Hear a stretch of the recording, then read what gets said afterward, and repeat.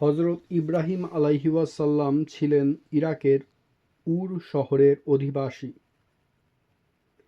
এ শহর ফোরাত নদীর পশ্চিম উপকূলে কুফার কাছে অবস্থিত ছিল। ফোরাত নদী খননের পর যেসব প্রত্নতাত্ত্বিক নিদর্শনসমূহ পাওয়া যায় তার থেকে ওই শহর সম্পর্কে অনেক তথ্য জানা গেছে।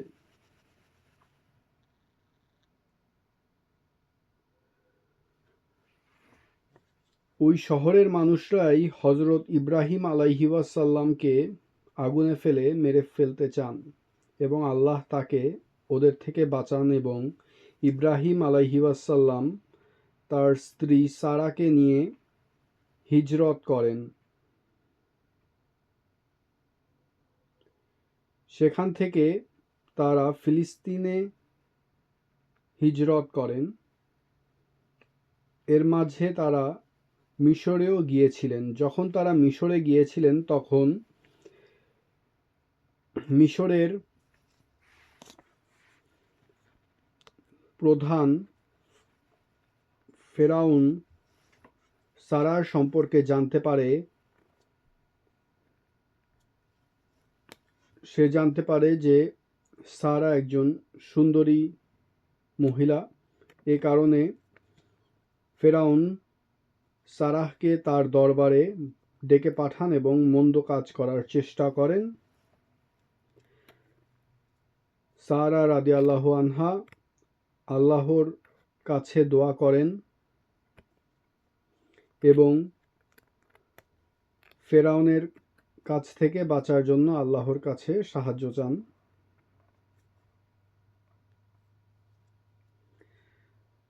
তার দোয়া কবুল করে আল্লাহ তাআলা ফেরাউনকে এমনভাবে পাকড়াও করে যাতে সে অসহ্য যন্ত্রণায় ছটফট করতে থাকে। এতে ফেরাউন বুঝতে পারে যে হযরত সারা রাদিয়াল্লাহু আনহা আল্লাহর খুবই প্রিয় পাত্র এবং পুণ্যশালী রমণী। হযরত সারার এ বৈশিষ্ট্যে মুগ্ধ হয়ে ফেরাউন তার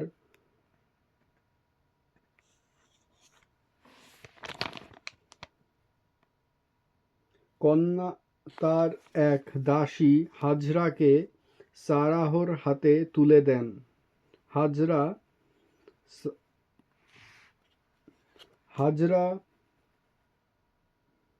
হাজরার সাথে হযরত ইব্রাহিম আলাইহিওয়াসাল্লামের সম্পর্ক হয় এবং হযরত ইব্রাহিম আলাইহিওয়াসাল্লাম ও হযরত সারা এবং হযরত হাজরাকে সঙ্গে নিয়ে ফিলিস্তিনে ফিরে যান মিশর থেকে। তারপর আল্লাহ ইব্রাহিম আলাইহিওয়াসাল্লামকে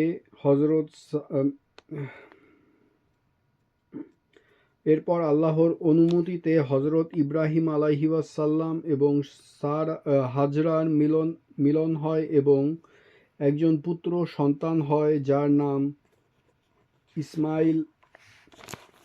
ইনি হলেন ইসমাইল আলাইহিসসালাম।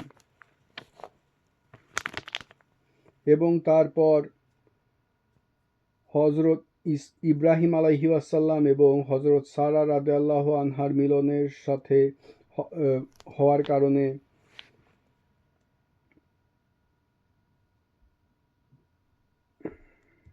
হযরত সারা ও হযরত ইব্রাহিম আলাইহিওয়াসাল্লামের আরেক সন্তান হয়।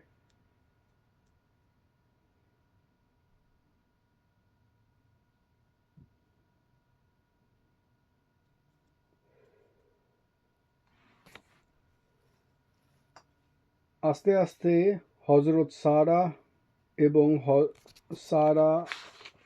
সারার সাথে হযরত হাজরার সম্পর্ক ভালো না হওয়ায় আল্লাহর অনুমতিতে হযরত ইব্রাহিম আলাইহিওয়াসাল্লাম হযরত হাজরা এবং ইসমাইলকে সঙ্গে নিয়ে মক্কার দিকে রওনা হন এবং তাদেরকে মক্কায় রেখে আসেন। সে সময় কাবা ঘর ছিল না। কাবা ঘরের স্থানটি একটি টিলার মতো উঁচু ছিল। প্লাবনের পানি সেই টিলার দুপাশ দিয়ে চলে যেত। হজরত ইব্রাহিম আলাইহিওয়াসাল্লাম সেখানে মসজিদুল হারামের উপরিভাগ, বর্তমান জমজম কূপের কাছে একটি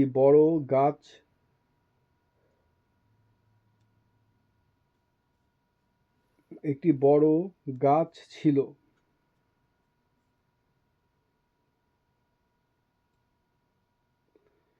তিনি হাজরা ও ইসমাইল আলাইহিওয়াসাল্লামকে সেই গাছের কাছে রেখে যান। সে সময় মক্কায় পানি এবং মানব বসতি কিছুই ছিল না। হজরত ইব্রাহিম আলাইহিওয়াসাল্লাম হাজরা ও ইসমাইল আলাইহিওয়াসাল্লামকে একটি পাত্রে কিছু খেজুর এবং একটি মশকে কিছু পানি দিয়ে ফিলিস্তিনে ফিরে যান, কিন্তু কয়েকদিনের মধ্যে সে খেজুর ও পানি শেষ হয়ে যায়।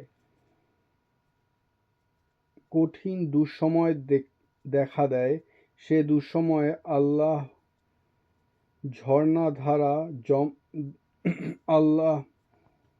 ঝর্ণাধারা জমজম রূপে প্রবাহিত করেন এবং জমজমের পানি তাদের জীবন ধারণের উপকরণে পরিণত হয়।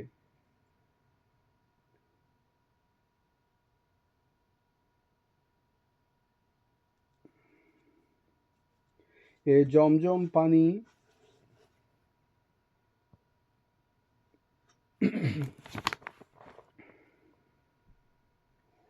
দেখতে পান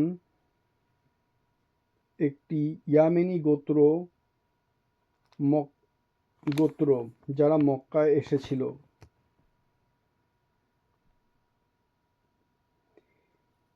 এই গোত্র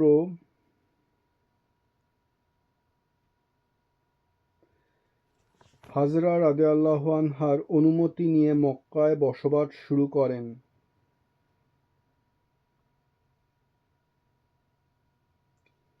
এ গোত্র আগে মক্কার আশেপাশের এলাকায় বসতি স্থাপন করেছিল।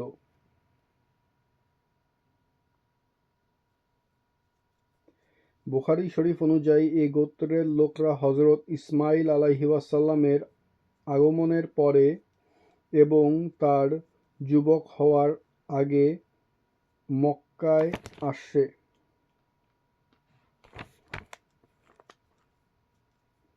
অবশ্য এর আগেও তারা বিভিন্ন সময় মক্কার এ উপত্যকায় অতিক্রম করেছিল। হজরত ইব্রাহিম আলাইহিওয়াসাল্লাম স্ত্রী পুত্রর দেখাশোনার জন্য মাঝে মাঝে মক্কায় আসতেন।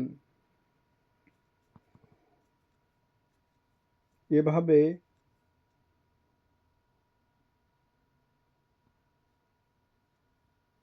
কতবার ইব্রাহিম আলাইহিওয়াসাল্লাম মক্কায় যাতায়াত করেন তা স্পষ্ট জানা নেই।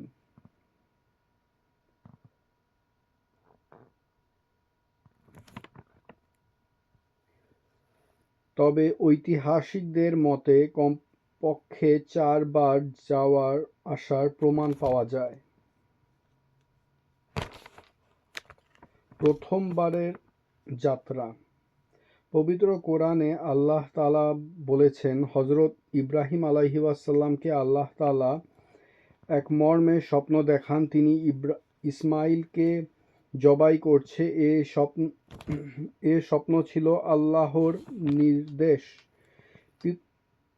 পিতা পুত্র উভয়ই এ নির্দেশ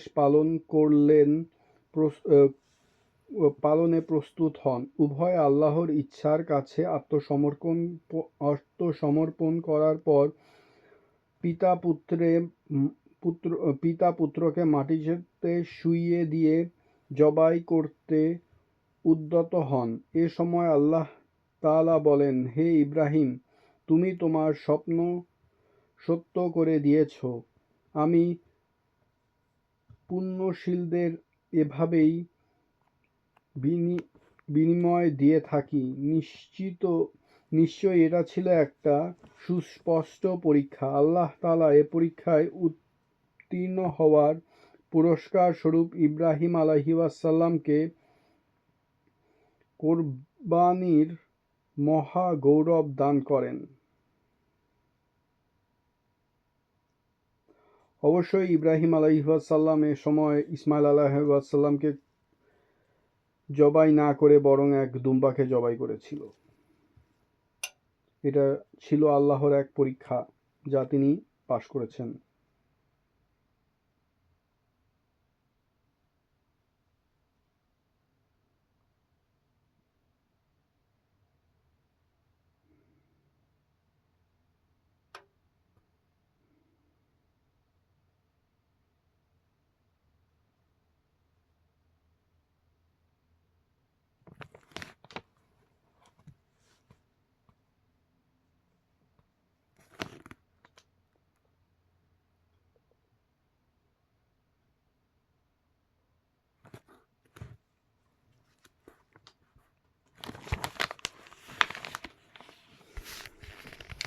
আমরা এর পরের যাত্রাগুলো অন্য আরেক ভিডিওতে বলবো।